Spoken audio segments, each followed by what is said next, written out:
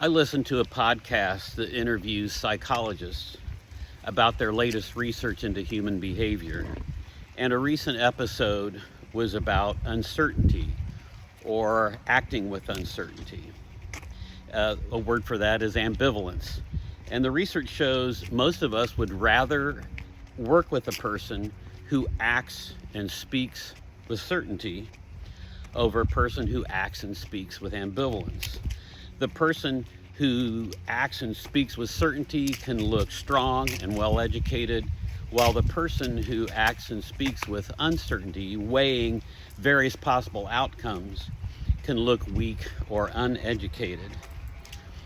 And it got me thinking about my job as a realtor and the fact I often joke about how much money I've lost telling people the truth rather than what they want to hear. And if you think about it, most people only sell one or two houses in their lifetime. And so it's intimidating because there's so much money on the line. They want to believe, for instance, that pricing their home is an exact science.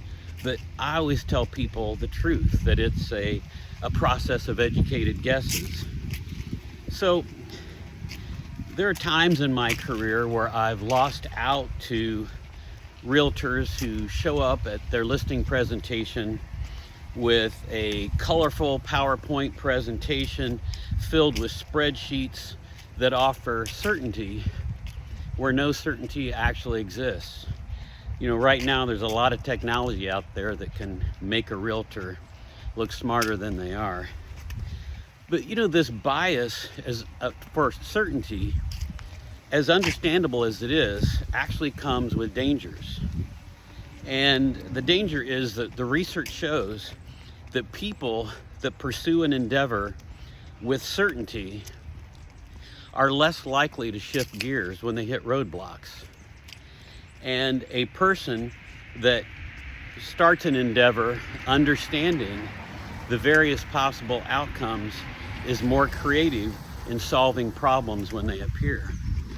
So which realtor would you really want to have? And here's a real life example for a case in point.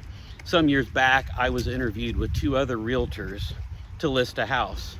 And in my interview, I told the sellers that the market was soft and therefore they would need to moderate their price. And if we languished on the market, they would need to lower their price or make further improvements to the house to answer buyer objections. Well, a week later, I saw the house come on the market, listed by the realtor who won. It wasn't me. And it was priced higher than I had told the sellers their house was worth. Well, I forgot about it and went about my other work. And about 6 months later, out of the blue, unexpectedly, I got a phone call from those sellers asking me to list their house because they had not sold in that past 6 months with that first realtor.